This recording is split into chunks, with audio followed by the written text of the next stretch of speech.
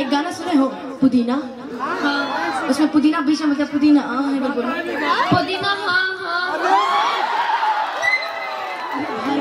मेरा हमारे जितनी नृत्यांगना है ना आप एक सबको बुला दीजिए एक बार। आप पुदीना गाना हो जाए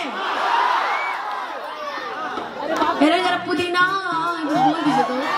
अच्छा मुझे लगता है कि हमारे आप ही लोग नहीं हमारी चाचियाँ और दीदियाँ भी सुनिए ना पुदीना। लेला पुदीना देखो अभी तक जब तक मैं भजन गा रही थी सबके मुंह ऐसे थे। अब जब मैं पुदीना गा रही सबके मुंह ऐसे हैं। धोएंगे पलट बाकी नहीं के संग जिंदगी अपना बिताएंगे। अनून रोटी खाएंगे नवादा में बस जाएंगे। नवादा जहानाबाद गया ये सब तो अपने है ना हाँ? इसीलिए जहानाबाद का सिंगर लेके आया कि नवादा के ऊपर बहुत सारा गाना गाया है और बहुत ही अच्छा गाना है और डांस भी बहुत अच्छा करता है। डांस भी करके दिखाएगा है ना आगे सब। हाँ आइए इधर आइए इनका नाम पूछ लेते हैं। आपका नाम? जानवी। हम लोग आपको जानू कह सकते हैं? एक बार जानू बोल दीजिए। कितने कंजूस हो यार। जानू बोल के ताली तो कम से कम बजा दिए होते। आओ इनका नाम पूछ लेते बड़ी स्पेशल है। आपका नाम? रेशमा। नहीं पागल तुमको पुदीना में अभिनय करना है। अभी तुम्हारा गिफ्ट रखा है अभी रहो। जो ताली नहीं बजाइएगा उसको माए बाप का क्रिया दे देंगे हम। याद रखिएगा जिसका माँ है उसका भी जिसका नहीं है उसका भी। बाप तो सबको है याद रखिएगा जरूर ताली बजाइए।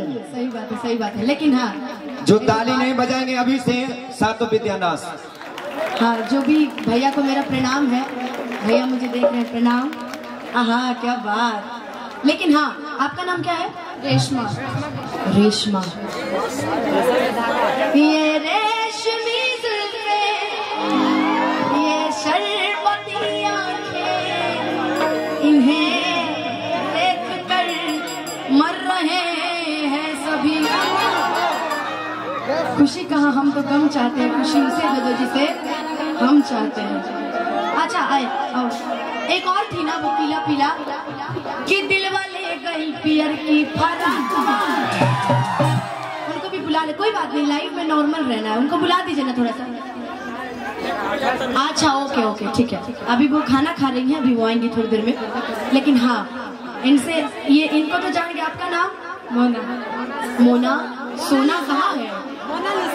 मोनालिसा। बाकी ये लोग को बुलाए हैं स्पेशली पुदीना के लिए और डायलॉग के लिए इस बाबू को रखे हैं छोटू को। छोटू पुदीना बोलने के लिए तैयार हो? पुदीना हाँ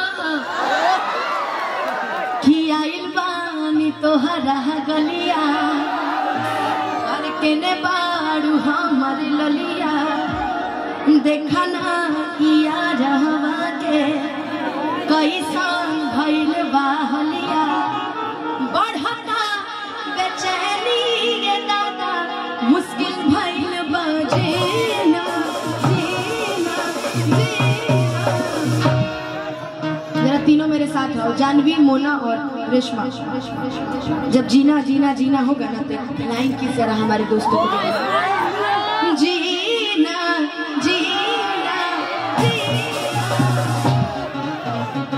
देखो पीछे से सब लाइन की सोए मार रहे हैं। लाओ लेकर रख देते हैं ठीक है। लेकिन आइए झूम के नाच के गर्दा कवर के लेला पुदीना लेला पुदीना गरिया के हसीना लेला पुदीना आइल बान तोहरा गलिया केने बारू हमर ललिया देखना यार हवा के कैसन भइल बाहलिया बढ़ता बेचैनी दादा मुश्किल भइल जीना जीना जीना।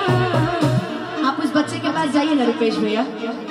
बोलो बाबू पुदीना हाँ।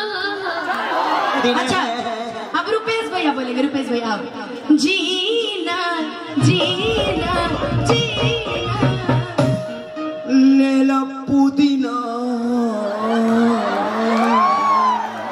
पुदीना।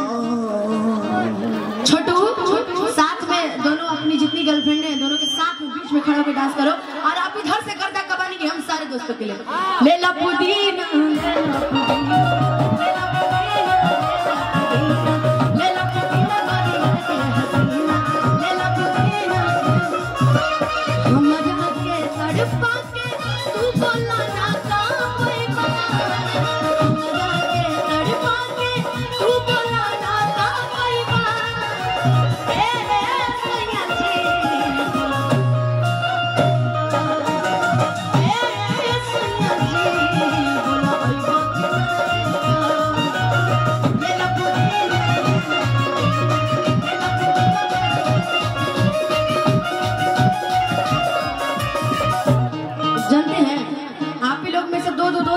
है ना तो एगो 3 दोस्त रहते हैं तो एगो दोस्त तो सेटिंग जुड़वाता है लेकिन दूसरा का जौन होता है ना फोन करके कहता है कि भाभी जानती है उसका सेटिंग कहीं और भी चल रहा है।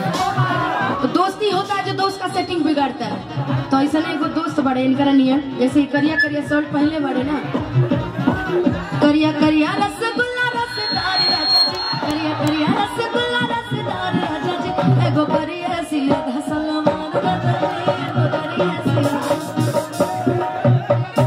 आपकी तरह जो दोस्त होता है अच्छा उनको पसंद आ गई है अच्छा कि निकला ना निकला जल्दी निकला बाहर निकला ना निकला जल्दी निकला बाहर मिले खातिर मिले खातिर गाँव के लोभरवा मिले खातिर गाँव के लोभरवा ले ला पुदीना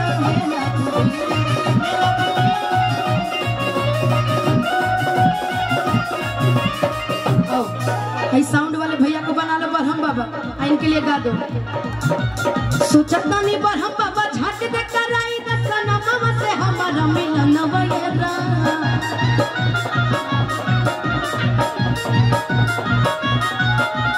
नटा हमरे ही तेरे नहीं दे परनवा या बेची बेची गावा गाने गाना वैरा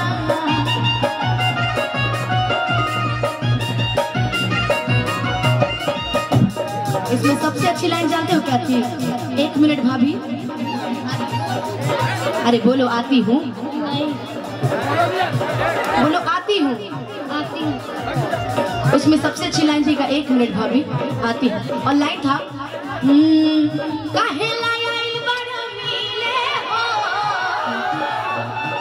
भीतर से मन हमर गिले हो कि पकड़ेगा ना दुख बड़ी होई मोरी मैया